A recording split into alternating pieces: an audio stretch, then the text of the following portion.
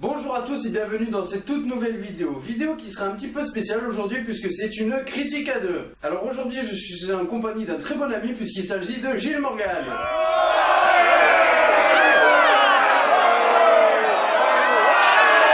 Fermez-la quand même, hein. C'est quand même moi qui ai eu l'idée du projet à la base. Et là bizarrement j'entends personne. Allez vous faire enculer. Bref, aujourd'hui on parle d'un film sorti en 2007 et réalisé par Bruno Merle avec en tête d'affiche Michael Youn. Je parle bien sûr de Héros.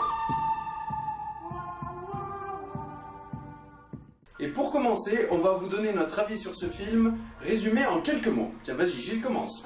Pour résumer le film en quelques mots, je dirais que c'est une bonne grosse claque dans la gueule. Car clairement, quand tu vois la jaquette du film, tu vois marqué Michael Youn, surtout en 2007, on n'était pas très loin des 11 commandements et autres. Donc forcément tu t'attends absolument pas à ça. Tu t'attends pas à un film qui soit à la fois si prenant, si fort en émotion et pas en rire. Même les moments qui devraient être drôles dans un Michael Youn normal, dans celui-là ne le sont absolument pas.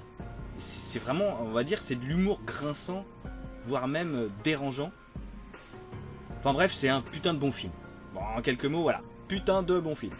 Alors pour moi, Héros en quelques mots, je dirais que c'est une putain de surprise.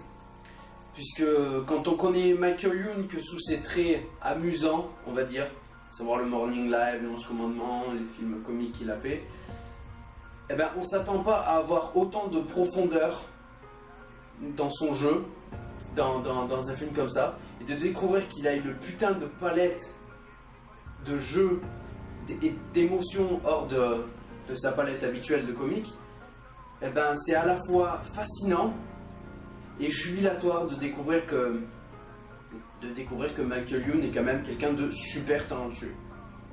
Voilà. Et encore plus, je trouve, le fait que le film ça soit un huis clos, que ça soit fermé, et qu'il y ait de nombreuses scènes longues avec un seul et unique plan, là ça te met vraiment en face des possibilités du mec, quoi. Ouais. Parce qu'il est... il y a même des moments où je me suis demandé si certains passages n'étaient pas improvisés. Parce que...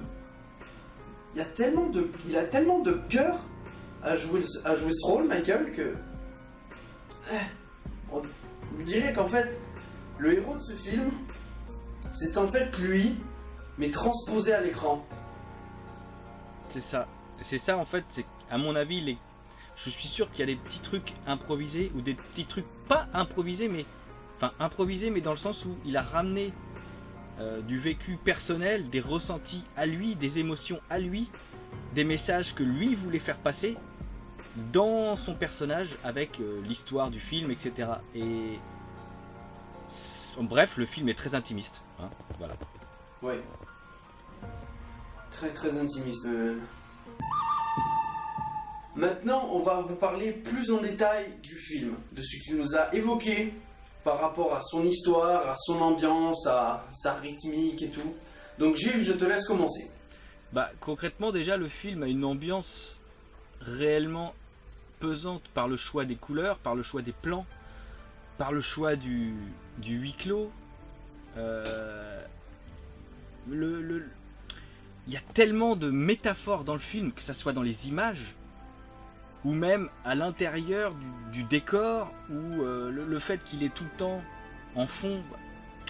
C'est pas vraiment c'est un peu du spoil sans être du spoil, parce que quelque part ça va pas vous aider vraiment, mais tout le temps en fond il y a la télé d'allumée avec des enregistrements de rire, etc. Parce que le personnage principal est un chauffeur de salle, c'est pas Michael Youn le comique.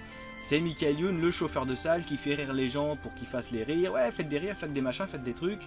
Déjà, l'entrée en scène du film, avec une blague glauque au possible, une blague, normalement, tu peux pas rire de ça. Et le ça, fait c'est le que genre de blague que quand tu sors en soirée, c'est le genre de blague que tout le monde te regarde bizarrement, à la limite te dit sors, casse-toi de là. Tu plombes l'ambiance direct, quoi. Mais le pire, c'est que dans le truc, les gens rigolent, ça marche. Et quelque part, je pense que c'est déjà fait exprès pour te dire, là, t'es dans une réalité qui fait mal, entre guillemets, c'est-à-dire que les gens, des fois, ils vont rire de choses qu'ils devraient pas. Là, c'est amené comme une blague. Mais plus tu rentres, c'est ça, mais plus tu rentres dans le film, plus tu vois où il veut en venir de toute façon. En gros, quand t'as beau dire quelque chose de très sérieux, de très triste, et que t'es quand même pas pris au sérieux parce que les gens t'ont mis une étiquette.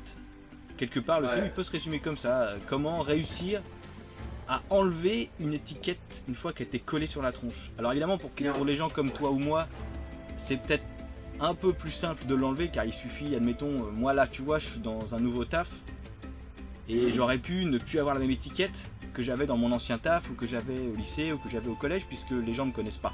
Donc c'est facile pour quelqu'un d'inconnu, entre guillemets, de changer d'étiquette.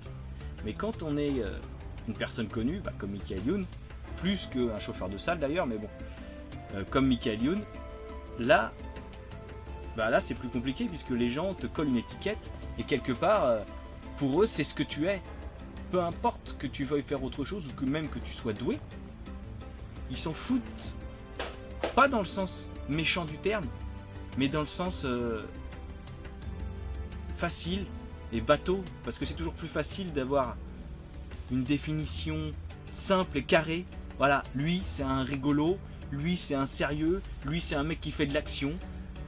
Et les gens, s'ils restent pas dans leur case, généralement ça gueule quoi. C'est rare les gens qui réussissent à en sortir. Coluche a réussi avec Ciao Pantin, même si derrière il a dit clairement que pour lui c'était beaucoup plus facile de jouer Ciao Pantin que de faire des films comiques. On l'a pas laissé faire. Et c'est franchement dommage parce que il y a le réalisateur derrière, on sent qu'il devait bien aimer Michael Youn parce qu'il a fait en sorte que Michael Youn il soit vraiment au centre du film. Déjà de un, parce que c'est le personnage principal, mais parce que on découvre un peu Michael Youn à travers ce film, parce que comme tu l'as dit tout à l'heure, c'est un film très intimiste. Du coup, on est tout le temps en train de suivre le personnage, de découvrir sa psychologie et tout, son espèce de, j'ai envie d'appeler ça un traumatisme à cause du rire, parce qu'à chaque fois qu'il y a quelqu'un qui rigole, il hurle « rigolez pas, rigolez pas !» Et à chaque fois d'ailleurs, il regarde la caméra comme si en fait c'était Michael Youn qui s'adressait à son public pour lui dire « arrêtez de vous foutre de ma gueule, regardez, je suis pas quelqu'un de drôle. Ça me rend triste, vous me rendez triste à pas vouloir me prendre au sérieux en gros. » Ouais. Mais il y a une sincérité dans son jeu, et je pense que c'est ça, c'est peut-être ça qui a dérangé les gens, qui a fait que le film n'a pas réussi à avoir le succès qu'il aurait dû.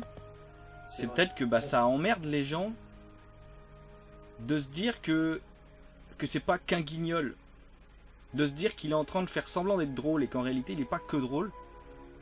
Je pense que c'est plus emmerdant, je sais pas, il doit y avoir un truc. Moi perso ça me dérange pas, mais il y a des gens qui ont peut-être envie que le rigolo ça soit qu'un rigolo. Je t'avouerai que pour ramener ça à moi-même entre guillemets,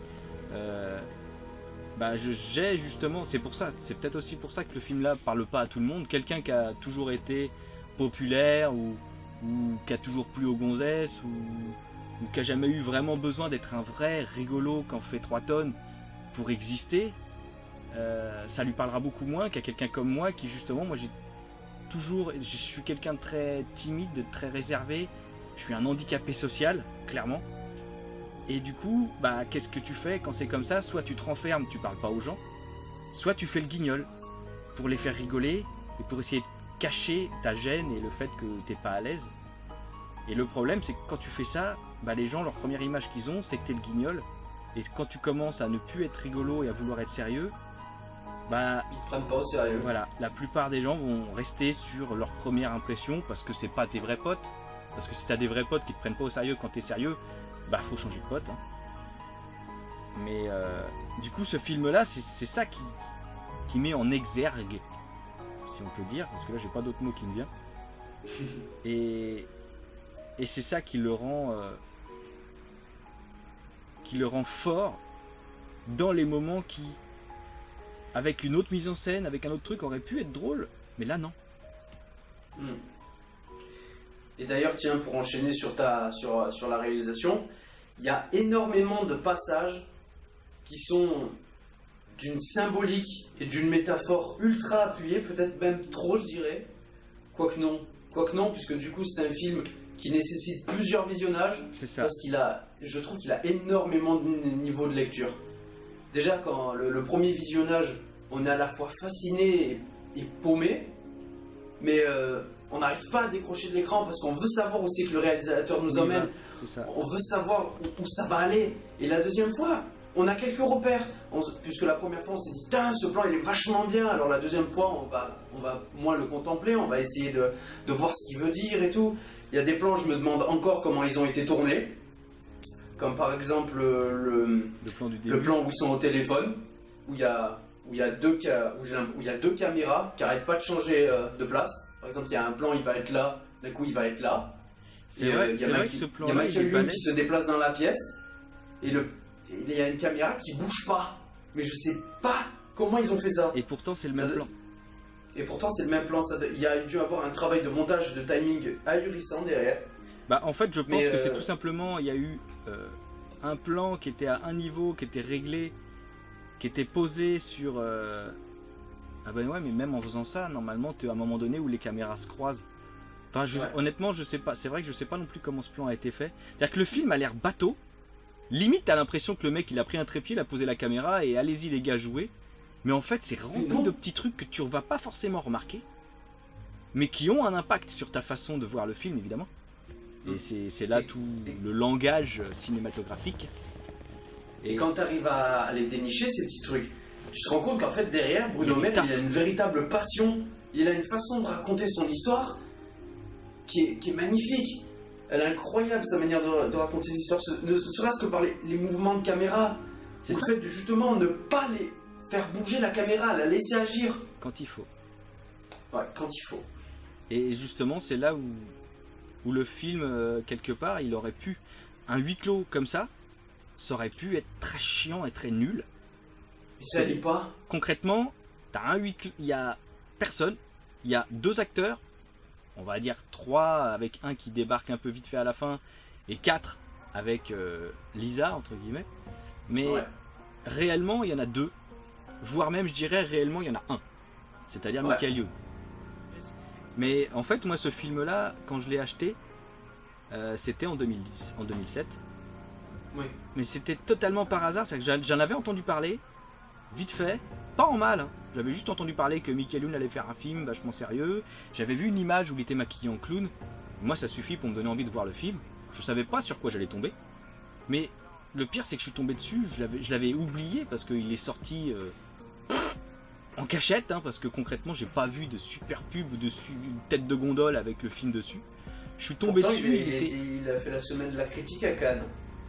Ah mais je comprends pas comment il est sorti. Pour moi il est sorti vraiment furtivement, ou alors à ce moment-là peut-être que je faisais autre chose, hein, j'en sais rien. Ou alors il a été très mal distribué. C'est possible aussi. Je l'ai trouvé à 10 € l'année de sa sortie, dans un magasin où il y avait des tonnes et des tonnes de DVD. C'était pas un cache convecteur quand même, mais c'était un magasin, ça s'appelait Odyssée à l'époque, mais ça existe plus ce magasin. Enfin là où j'habite en tout cas. Et il y avait que des DVD, et il y avait un coin au milieu du magasin avec tout un tas de DVD en tas sur une table, posés les uns sur les autres, et il était dedans, à 10 €. Donc d'entrée je l'ai pris, j'ai même pas réfléchi, je me suis dit oh mais cool, je vais le regarder. Et quand je l'ai mis, bah d'une, je m'attendais pas à ça, j'ai pas réussi à décrocher. Je t'avouerai que la dernière fois que je l'ai regardé c'était en 2007. Et la deuxième fois c'était là avec toi tout à l'heure.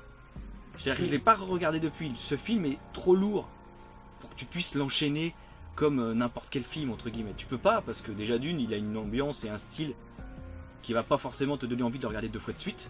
Ah, il faut pas le regarder quand on est morose ou quand on est déprimé parce que sinon, déjà que c'est un film avec une ambiance hyper lourde.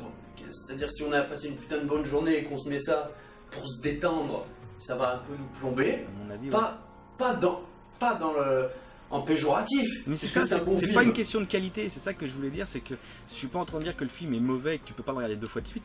C'est juste que le film est totalement dédié à son sujet, ce qui fait que c'est un sujet qui est trop lourd pour avoir envie d'en parler tout le temps.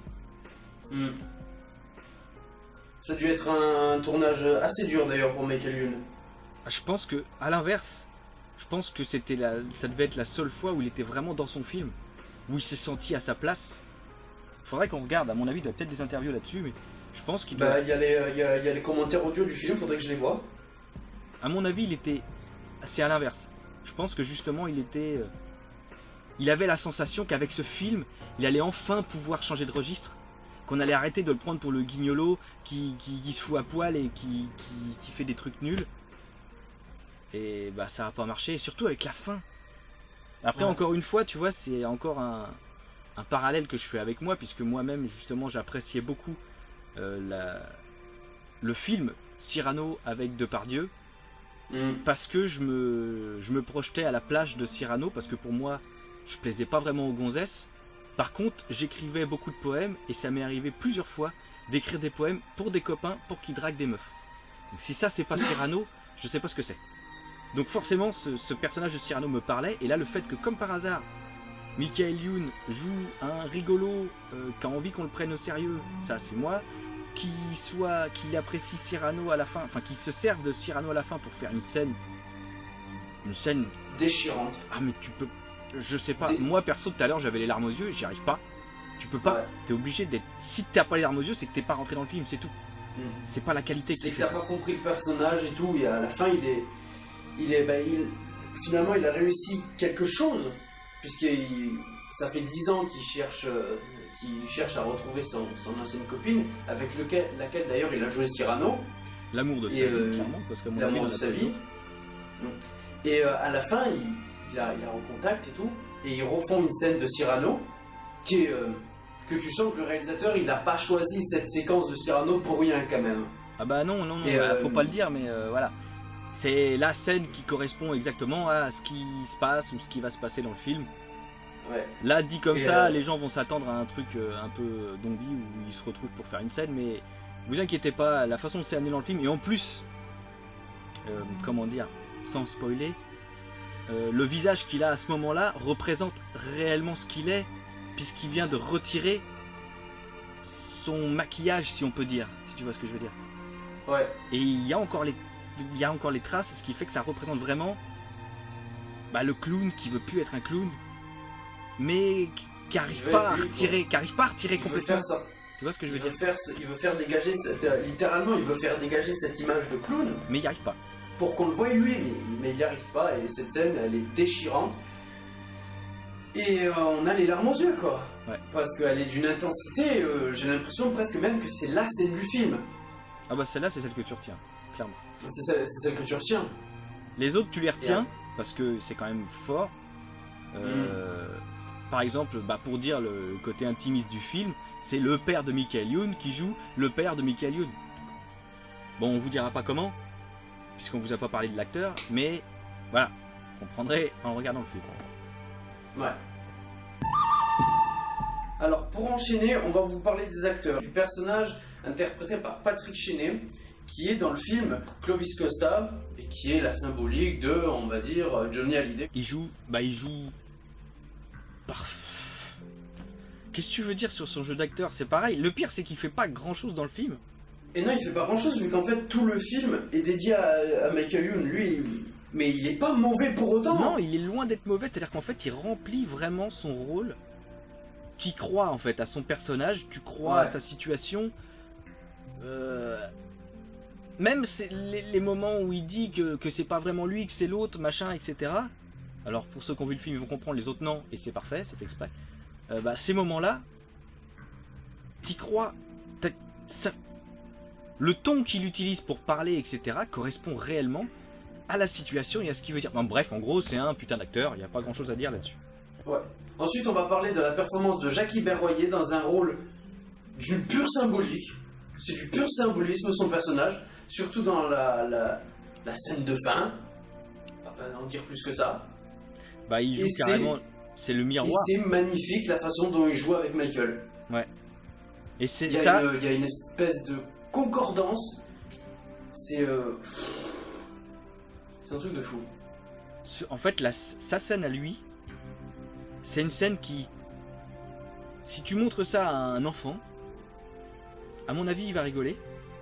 Je pense. Peut-être. C'est même pas sûr, parce qu'il y a quand même une intensité qui est puissante à l'écran, à la couleur, etc. Mais je pense qu'il va quand même rigoler dans le principe. Mais n'importe qui qui ressent un petit peu, et surtout que ça arrive pas au début du film, donc t'as eu le temps d'avoir tout le poids du film sur la tronche, tu peux pas rigoler. Et c'est pas joué d'une façon où t'as l'impression que les acteurs vont rigoler. Et c'est là où justement je me dis que Michael Youn, putain, ces genres de scènes-là, la jouer sans rire, t'es obligé d'être dans ton personnage, tu peux pas faire autrement, c'est ouf. Et cet acteur, comment il s'appelle déjà? Patrick Berroyer. Et ben Patrick Berroyer, c'est pareil, il joue, c'est magnifique parce qu'il a des petits sourires, mais c'est pas des sourires genre je vais rigoler, c'est des sourires qui correspondent à son personnage en fait. Et enfin bref, c'est encore une fois un putain d'acteur de ouf. Ouais. Et ensuite, il y a le personnage de Lisa, interprétée par Élodie Boucher, ou Bouchez, je sais pas. Ouais, bah Élodie Boucher, elle est nickel aussi. Ouais, et je crois qu'ils l'ont super bien choisi, mais je sais pas si c'est s'ils l'ont maquillée ou quoi, mais au début du film, elle est presque joufflue et tout, et à la fin, quand donc Michael y retrouve, elle est maigre et tout, comme si elle avait perdu quelque chose. Oui, il y a une histoire de maquillage pour faire style, il y a eu 10 ans entre les deux, quoi. C'est pareil, Michael Youn entre les deux, je sais pas si t'as vu, mais il y a un moment donné où j'avais l'impression, je me suis même posé la question si c'était pas une vieille vraie vidéo de lui quand il était jeune, mais en fait non, je pense pas, hein, mais non, à ce niveau-là, je pense qu'il y a une petite histoire de maquillage, juste ce qu'il faut pour que ça soit crédible. Ouais. Et Élodie Boucher, elle joue parfaitement. Elle joue super bien parce qu'en fait, et la façon dont elle est montrée à l'écran, au final, elle fait l'incarnation de ce que tout le monde veut, quoi. Une âme sœur avec laquelle on se sent complet, parfait. Bah, indirectement, oui et non. Parce qu'en fait, c'est une âme sœur. Ça nous détruit, quoi. C'est une âme sœur. Mais en fait, c'est lui qui est réellement fou d'elle. Elle, on sait même pas trop, et quelque part, on s'en fout. On sait pas si elle l'aime encore, si elle l'a aimé, ou si, ou quoi, ou qu'est-ce. La façon dont c'est amené dans le film, on s'en fout. On ressent juste sa souffrance à lui quand il la retrouve. Et parce qu'il sait que de toute façon, il l'a perdue. Ouais. Et c'est joué parfaitement. Dans sa scène, vu qu'elle apparaît pas longtemps, on va dire, bah lui, plus il la voit, il est tout content et tout, ouais, il l'a retrouvée, puis c'est un peu la déchéance, j'ai envie de dire. Ah, mais cette scène-là, elle est puissante. Elle la joue avec une sensibilité. Mais c'est d'ailleurs, je sais pas si t'as fait gaffe. Parfaitement en accord avec le jeu de Michael. T'as le début de mais c'est surtout en accord avec ce qui se passe dans le film, parce qu'au début, elle se contente de réciter. Je sais pas si t'as fait gaffe. Au début, t'as les premières phrases. Oui, nanana, nanana, nanana, nanana. T'as l'impression qu'elle récite, mais au fur et à mesure, t'as la musique qui monte, t'as l'intensité qui monte, le jeu qui change. La réalisation aussi. Oui, c'était juste avant. Simple. Au moment de cette scène-là, la réalisation, elle a déjà changé et on est déjà au plus proche, si tu préfères. Ouais. Mais enfin bref, cette scène-là,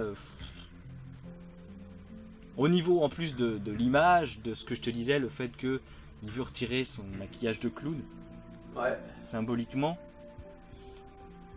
et qu'il n'a pas réussi, enfin, voilà.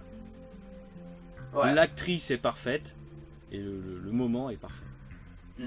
Et évidemment, on va conclure par le meilleur, par Michael Youn, qui là, c'est littéralement tout ce qu'on ne voyait pas chez lui avant. Il a tout donné. Il a, comme je disais, ce film est très intimiste avec lui.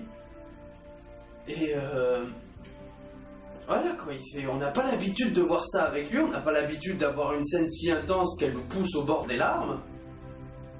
Et il est toujours juste dans ce film. Il n'y a pas un moment où tu te dis qu'il a décroché ou qu'il était un peu fatigué. Non, il est toujours à fond. C'est vrai que ça c'est même presque bluffant de voir à quel point il est juste. Mais c'est-à-dire que ça fait pas trop, ça fait pas assez. C'est vraiment parfait. Juste. Dans le sens où tu as des moments où il s'amuse à changer de personnalité, à changer de voix au téléphone. Alors, ça peut révéler, ça révèle pas grand chose, mais. Et la façon dont il le fait, c'est réaliste. Ça fait pas caricature, ça fait pas drôle, ça fait pas sérieux, ça fait pas démonstration d'actering, je sais pas quoi. Non, t'as vraiment la sensation que limite il n'y a pas de caméra et que c'est vraiment le mec qui est en train de faire ça. Il y a Ouais. un côté pas cinéma dans son jeu en fait. Il y a un côté, Il y a un côté réel. franc. Ouais, c'est ça, c'est vraiment une intensité, une sincérité qui crève l'écran, entre guillemets, voilà, c'est ça. Bah littéralement. C'est pas pour rien qu'il porte littéralement le film sur ses épaules parce que, ouais, il aurait pas été là. Bah le film, je crois qu'il aurait pas eu autant d'intensité en fait. Parce que faut dire qu'il apporte vraiment quelque chose avec le film. Bah, C'est pas un acteur au service d'un film, c'est un acteur qui se complaît avec l'histoire de son film et qui en rajoute quelque chose. Bah c'est même tout simplement le film. En fait, ce qui le rend plus fort, lui, qu'un autre acteur dans le film, c'est qu'à ce moment-là, il est le personnage qu'il veut pas être, c'est-à-dire le clown, celui que tout le monde rigole, celui qu'on prend jamais au sérieux, celui qu'on prend toujours que pour un pitre et qu'on n'a pas envie de voir autrement. Donc forcément, ça rend le film encore plus fort quand tu connais Michael Youn et quand tu vois comment il est, etc. Si là, au jour d'aujourd'hui, parce qu'on est en 2017, ça fait quand même 10 ans, si, Ouais. si ce film avait réussi et il était sorti, et enfin qu'il était sorti, s'il avait vraiment marché et qu'il avait changé la carrière de Michael Youn, je pense qu'on n'aurait pas besoin de dire ça et qu'il y a des gens qui se diraient pas ouais c'est vrai que c'est étonnant. Mais vu il a pas pu sortir parce que les gens ont pas voulu, parce que les gens ont pas accepté que Michael Youn change de truc. À mon avis, je pense que personne, ou alors faudrait que je trouve un article qui dit ça, mais je pense qu'aucun article dit que Michael Youn ne joue mal. Non. Je pense pas. Dire ça, ça serait waouh, plus mauvaise foi, tu peux pas. Ah bah, c'est Par sûr. contre, dire que ça lui va pas ou qu'il devrait pas, bah ça gêne. Ça pour moi c'est pas une réalité, c'est qu'il y a des gens que ça va gêner. Du coup, si jamais t'es connu, en plus, Michael Youn est encore pire que les autres parce qu'un acteur qui est connu en faisant du comique, comme Coluche, il était comique mais il racontait des histoires drôles et il faisait rire par un jeu en jouant des personnages. Le problème, quelque part, Michael Youn, bah il a démarré en faisant le con. C'est-à-dire même pas en jouant un personnage, juste il faisait le con. Je suis pas en train de dire qu'il faisait semblant de faire le con, qu'en réalité c'est un mec super triste. Non, non, à mon avis il était vraiment dedans, il avait vraiment envie de faire le con et de faire rigoler les gens. Sauf que n'importe qui, on n'a pas qu'une seule facette. On n'est pas que un rigolo. Et il y a un moment donné où il a eu envie qu'on se dise « hey, je sais faire autre chose, regardez ». Et les gens, au lieu de dire « ah ouais, j'avoue, c'est nickel ce que t'as fait, tu peux jouer des rôles comme ça, bah non ». Il y a la critique, à mon avis, l'ont bien accueilli parce que les gens qui regardent le côté technique et qui ne prennent pas en compte Michael Youn, parce que peut-être qu'ils connaissent même pas Morning Live, bah tu peux pas ne pas voir la qualité du jeu d'acteur. C'est pas possible. Je pense que c'est pour ça que le film a eu des problèmes, c'est qu'il a dû fonctionner sur les intellos du cinéma, parce que voilà, techniquement, il met une claque, le jeu d'acteur, il est parfait, donc ceux-là, ils sont rentrés dedans, et vu qu'ils connaissent pas Michael Youn, ils s'en battent les couilles, du coup, ils ont aimé le film. Mais sur ceux qui aimaient Michael Youn, bah, ils ont pas voulu qu'il fasse ça.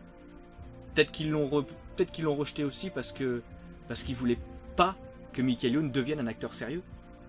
Je sais pas.